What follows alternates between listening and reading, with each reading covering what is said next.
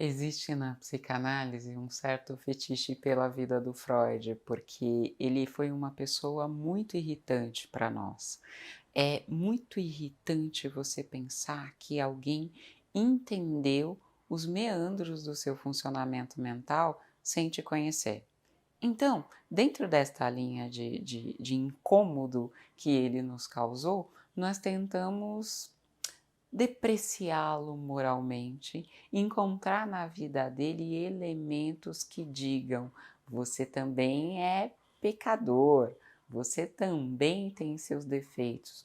É um movimento de defesa natural diante desse desnudamento que ele trouxe para a nossa alma. Dentro desse ponto, uma das coisas que as pessoas mais chamam a atenção, teve até um livro que ficou famoso há pouco tempo atrás, que é a ideia de Freud e suas mulheres. Freud teve muitas mulheres, Freud teve amantes, tem uma história de que ele teve um caso com a cunhada, tem uma história de que ele se apaixonou pela Lu Andréa Salomé, que cá entre nós, quem não se apaixonaria por ela? Enfim, tem uma mística sobre as mulheres de Freud. E tem até uma discussão super importante sobre o Freud era machista, o Freud menosprezava as mulheres de alguma maneira. Primeiro eu preciso dizer o seguinte: Freud foi casado com Marta durante toda a sua vida. Ele, antes do casamento, namorou Marta durante aproximadamente 5 anos e tem uma publicação que não está no Brasil ainda, uma publicação em língua inglesa, que fala das cartas de amor do Freud para Marta. Aqui no Brasil nós tivemos uma revista que publicou cerca de 4 cartas. Dá uma vontade de ser a Marta. Freud é tão apaixonante, tão apaixonado quando ele escreve, que a gente entende que os prazeres dela com ele não eram só prazeres intelectuais. Ele era realmente uma delícia de pessoa no seu relacionamento com ela. A história com a cunhada é uma certa. Eu considero que ela é uma certa. Como vou chamar? Sabe aquilo que os jornalistas fazem de vez em quando de tentar criar polêmica numa situação para chamar a atenção das pessoas para o tema? Foi isso que aconteceu.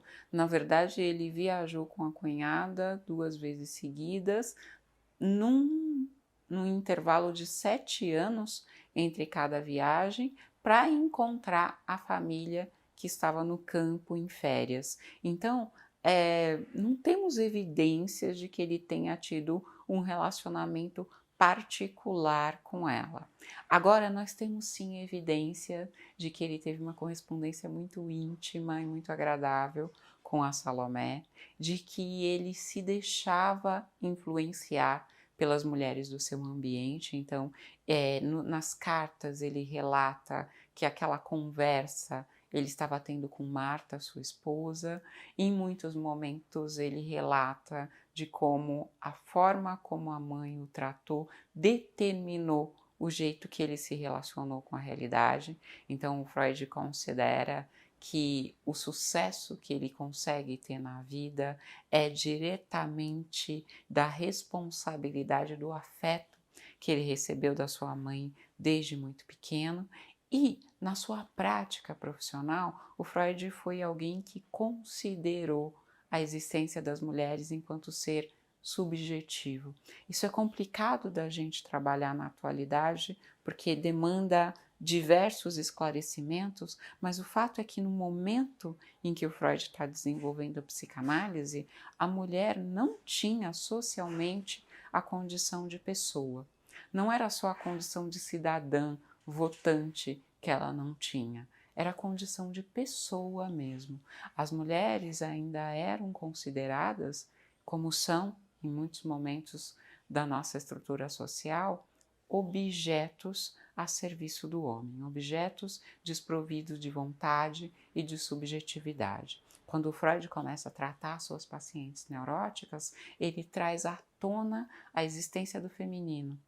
Ele traz à tona, inclusive, a mulher como sendo um elemento retrato da estrutura social que adoece todos nós. Ele tratou as pacientes histéricas, mas quando ele estudou a histeria, ele denunciou que ela não era um fenômeno feminino, ela é um fenômeno humano.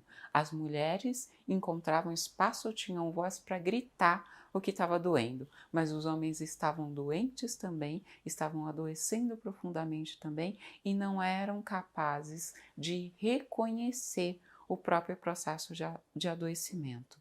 Então, na maior parte das vezes, eu penso que quando a gente fala de um Freud machista, a gente está desconsiderando todo o trabalho que ele fez de reconhecimento da subjetividade feminina como subjetividade humana e essa inserção da mulher no universo do pensamento intelectual, no universo do pensamento médico, enquanto ser que tem uma percepção mais apurada e mais detida da realidade.